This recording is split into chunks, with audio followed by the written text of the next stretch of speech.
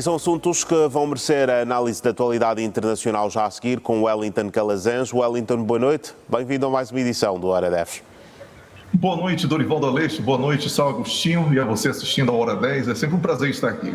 Boa noite e bem-vindo. Agora, deixa-me só estender também aqui uma palavra ao Wellington. Wellington, Kamala Harris diz que Trump será um retrocesso e garante que vai vencer às presidenciais neste seu primeiro comício. Se tivéssemos de classificar estas palavras e o discurso no seu todo, como é que o faríamos? Estou em particular. Olha, primeiro que como candidata ela precisa sempre parecer mais forte do que o seu concorrente, né? O seu adversário direto. Certo. Mais uma questão aqui que ninguém pode ignorar é que há pouco mais de uma semana tentaram contra a vida do concorrente, o Donald Trump, e houve uma promessa do presidente Joe Biden e do próprio Donald Trump de arrefecer aí os ânimos, evitando que o adversário político passasse a ser visto como um inimigo político. Esse discurso de Kamala Harris, para poder chamar a atenção, né, é um pouco perigoso, podendo retomar aí um ambiente de campanha muito perigoso, não só para os eleitores, como também para candidatos. Então, os americanos continuam ansiosos aí com os acontecimentos dramáticos na política, mas também ninguém pode negar que a potencial indicação do nome de Kamala Harris vai dar uma nova energia, um novo ânimo antes das eleições presidenciais. Mas isso não pode ser feito de uma maneira negativa. Kamala Harris está tentando emergir como a candidata dos democratas, após o apoio de líderes democratas e a saída do presidente Joe Biden como concorrente a uma reeleição. Essa polarização no país é evidente.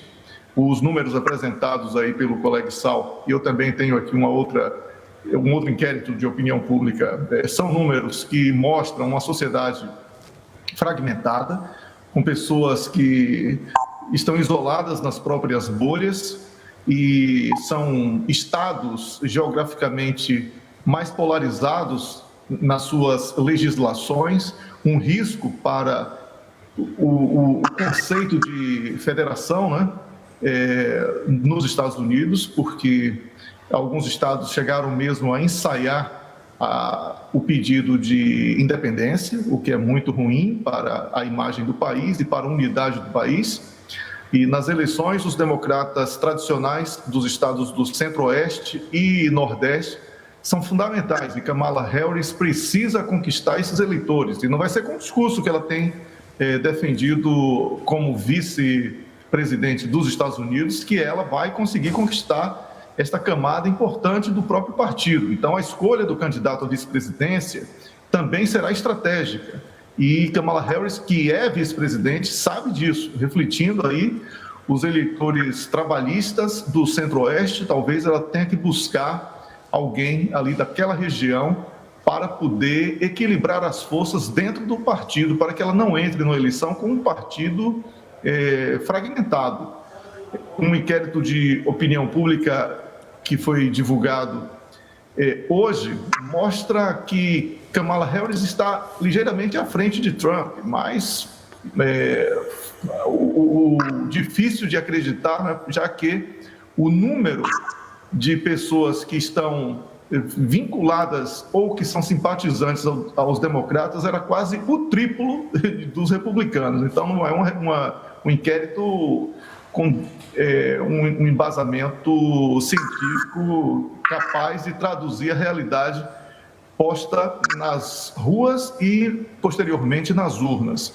De qualquer maneira, a indicação de Kamala Harris, ela precisa não apenas refletir as circunstâncias políticas atuais, mas também a necessidade dos democratas de se auto-refletirem, né, e de crescerem de uma maneira mais moderada para ter um futuro viável. Então, o desafio está em conciliar uma base radicalizada, que foi estimulada durante o governo Joe Biden, com uma abordagem mais moderada que são outras regiões que estão propensas a uma fuga de votos. Então, será um desafio muito grande de Kamala Harris, o Dorival.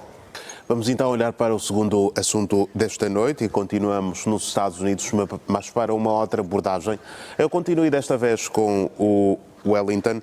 Wellington, ontem Kimberly Schittle, a responsável ou a diretora dos serviços secretos dos Estados Unidos, demitiu-se após uma tentativa de assassinato de Donald Trump, que nós estivemos aqui a noticiar. Ontem, Kimberly Schittle acabou por, prestar esclarecimentos sobre este caso no Congresso americano e hoje surgiu, portanto, o anúncio oficial da sua demissão. Era algo de alguma forma previsível?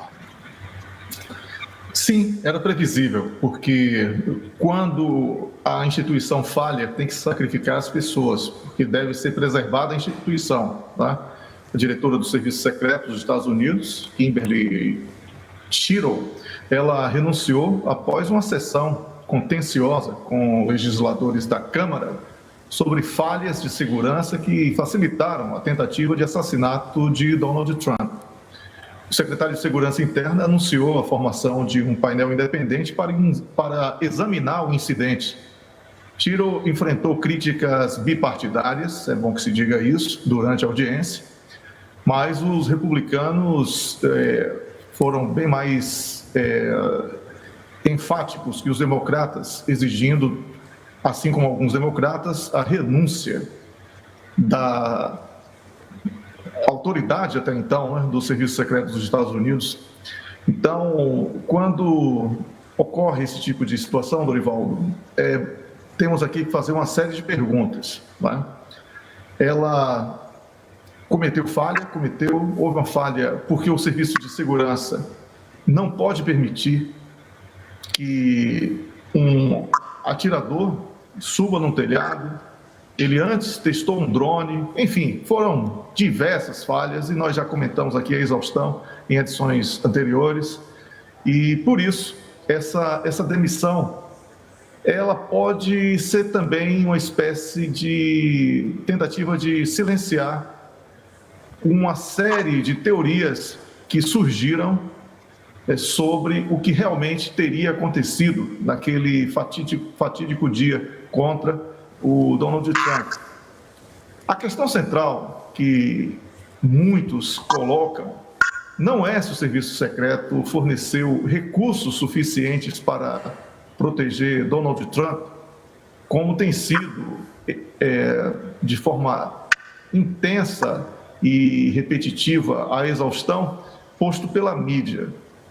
Aqui, o que nós deveríamos questionar é se realmente foi investigada a possibilidade de mais de um atirador, já que o som captado, o som ambiente captado, permite que diferentes timbres de tiros fossem identificados e também com distâncias e intensidades diferentes, o que conduz aí para mais de um ponto de tiro. Mas aí é uma questão que não foi investigada e certamente será sufocada, porque há mais de 50 anos as autoridades da inteligência norte-americanas continuam afirmando que Kennedy morreu com apenas um único tiro, não é uma bala mágica que passou por 3 lugares, 5 lugares ao mesmo tempo.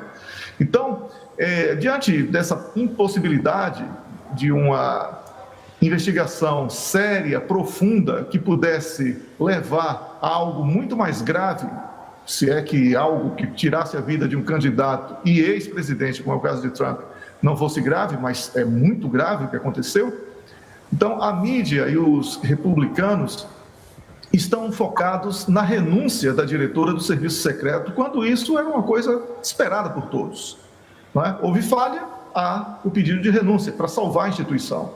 Então, a falha do Serviço Secreto em proteger Trump, ela não pode ser vista apenas como uma falha operacional, porque isto pode evitar uma investigação que traria uma série de outras novidades sobre o ocorrido.